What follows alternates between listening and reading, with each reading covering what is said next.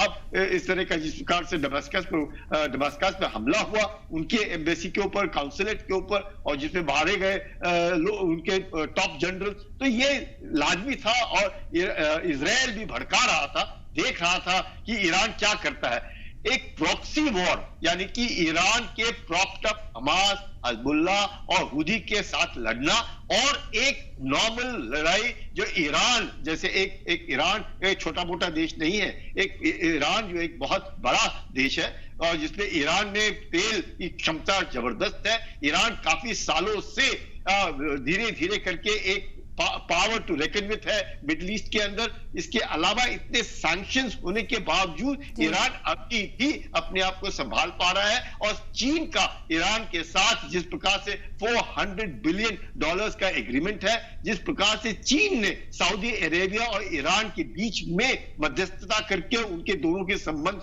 ठीक कराए, तो ये सबको देखते हुए इजराइल भी जानता है कि अगर उसने खुदा न खास्ता इस तरह के कदम उठाए जिससे कि वो ईरान के ऊपर हमला करता है, तो शायद ऐसा वक्त आएगा कि इजराइल बैकफुट पर और जबरदस्त मार खाएगा। क्यों मार खाएगा? इसलिए नहीं क्योंकि चाहे अमेरिका उसके साथ खड़ा है, अमेरिका को ईरान खबर कर रहा है कि हम ऐसा कर रहे हैं।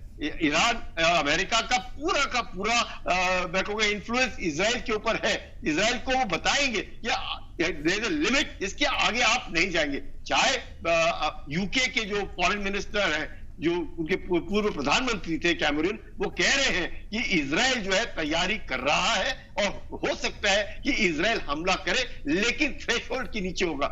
मुझे नहीं लगता कि आज की तारीख में इजराइल इस तरह के कदम उठाएगा, क्योंकि इस्लाम वर्ल्ड के अंदर चाहे वो कतर है, चाहे लेबनान है, चाहे सीरिया है, चाहे सऊदी अरेबिया है, चाहे जॉर्डन भी ले लो, चाहे उनके रिश्ते हो इजिप्ट है, तो एक तरह से जबरदस्त अनबन है।